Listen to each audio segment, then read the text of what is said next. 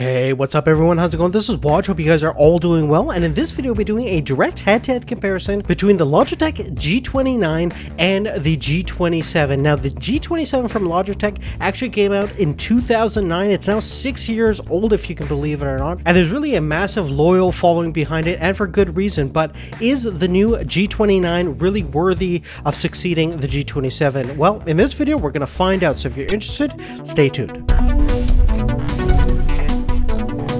Now, firstly, I want to mention that there are two new steering wheels that Logitech has just recently introduced. The G29, which is compatible with the PlayStation 4, and the G920, which is designed for the Xbox One. Both steering wheels are compatible also with the PC. Now, the primary reason for the G29's existence is because of the new generation of gaming consoles. Specifically, the G27 doesn't natively support the PlayStation 4 hardware or the Xbox One hardware. It's compatible for the PC, PlayStation 2, and PlayStation 3. So thus, we have these new steering wheels. Now, essentially what we're going to take a look at is basically the major component difference between the two, internal differences, and just the way that they both feel in terms of playing different racing games. Now, side by side, you can see that in terms of the overall shape and architecture, they're really not too much different from each other. Sure, they do have a completely different layout, but they both measure about 270 millimeters in terms of their diameter. They both are using hand-stitched leather wrap steering wheel, and they both have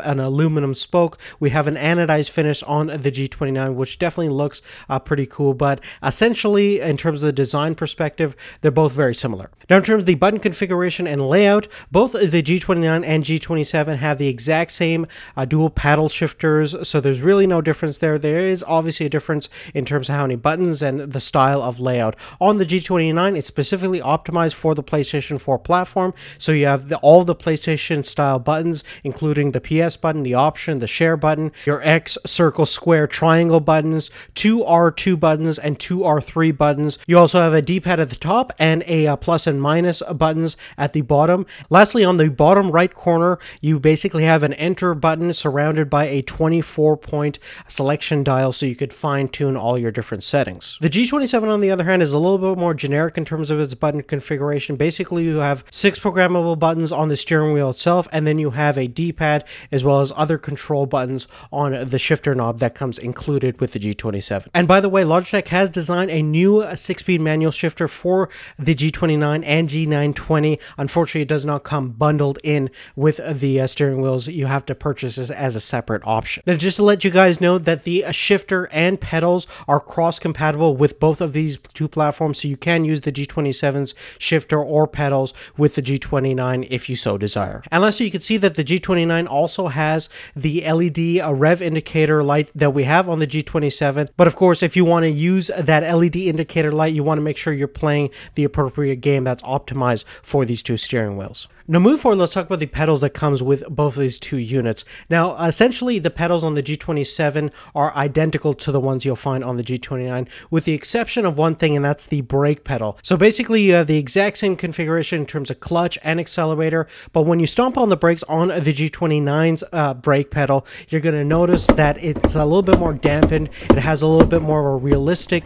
brake emulation, and it's definitely more progressive as well. And with that dampening, it also makes the thing a little bit quieter, as you can tell by this clip. Now, inside the G29, you have pretty much the same architecture as we found on the G27. They have the same range of motion of 900 degrees. They both have dual force feedback motors. They both are using helicut gears with anti-backlash design, but there is a difference in terms of the sensors and the encoder. We have a new encoder on the G29, which is going to make it supposedly a little bit more accurate, and we're using all new Hall effect sensors on the G29, which uses magnetic fields for all of your positional trackings and mapping, opposed to the optical sensors found on the G27. Now, they say this should improve accuracy and precision, but in my experience, I didn't really come across that notion. Basically, the big difference is going to be longevity and the durability aspect of things, where optical sensors can degrade over time, versus typically Hall effect sensors are a closed unit, so they're a little bit more resilient to dust and general wear and tear use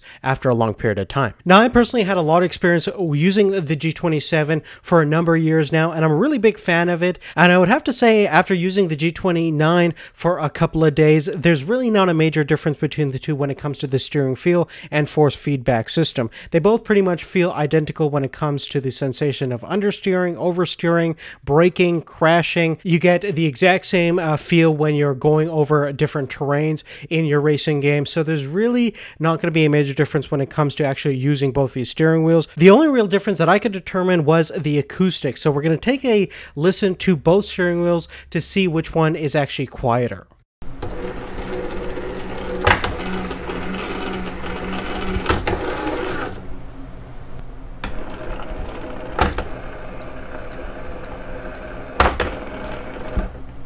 Now, as you heard from those two samples, the G29 is just slightly quieter than the G27, not by a huge margin. Both steering wheels exhibit that kind of clanky noise every once in a while once you hit like a bump or crash into a wall, which is definitely kind of annoying at times. Now, in terms of in-game steering performance, when you're playing a game like Project Cars on the PC or on the PlayStation 4, which is specifically optimized for both of these two Logitech steering wheels, both feel really great and very responsive. I would say, though, based on my experience, the G29 did feel a little bit more responsive when it comes to the force feedback system on Project Cars on the PC, just a little bit more than the G27. It felt a little bit more connected to the game. Again, not by a huge margin. I did notice a little bit less dead zone at the center point on the G29 compared to the G27, but I think for 99% of people, that's not going to be a big issue unless you're a professional race car driver. Now, let's briefly talk about the compatibility options we have on both racing wheels. Now, as we mentioned before, the whole reason why the G29 exists is because of the PlayStation 4 and Xbox One platforms. So on the PS4, the G29 is fully compatible with two specific games, Project Cars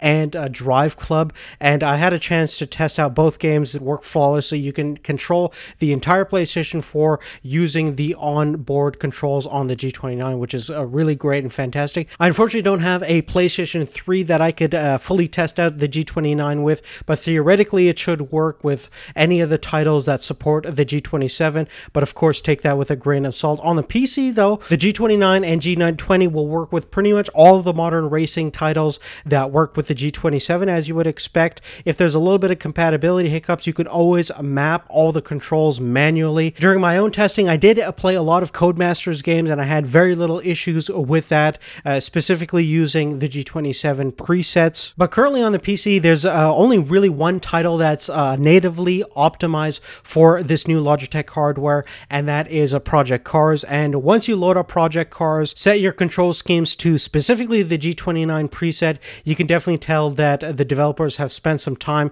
with this steering wheel in order to fully optimize it for the game. But of course, I would expect over the next couple of months and years, you're going to have continuing growing support for the G29 and the G920 steering wheel as we move further into the future. Now, lastly, we're going to talk about the price point of both these two steering wheels. Now, the G29 retails for about $399, and if you want this 6-speed shifter, you're going to have to pay another $49.99 for that, versus the G27 has been steadily going down in price over the last couple of years, so you can easily get it for under $250 on Amazon, and that includes the pedals and the 6-speed manual shifter. So the real question now becomes, for a $200 difference, is it really worth getting the G29 over the G27 when you take a look at these similarities of these two platforms? And really, it comes down to the fact that if you want the G29 for your PlayStation 4. Now, obviously, the PlayStation 4 retails for about the same price as the steering wheel itself. Basically, what you are getting is the newer platform.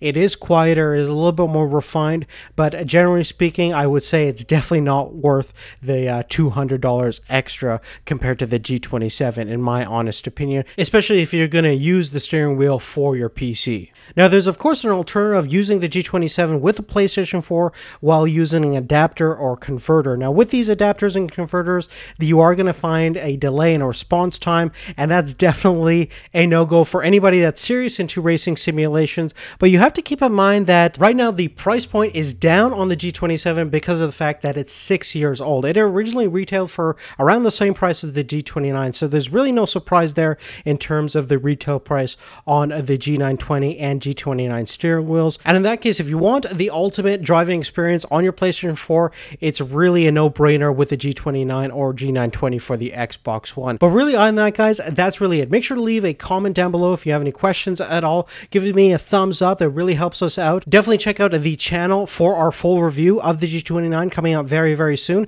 And I want to give a big shout out to Logitech for making this review possible, providing a G29 for us to review. So big thanks to them. But really, thank you so much for watching. We'll see you later. Take care.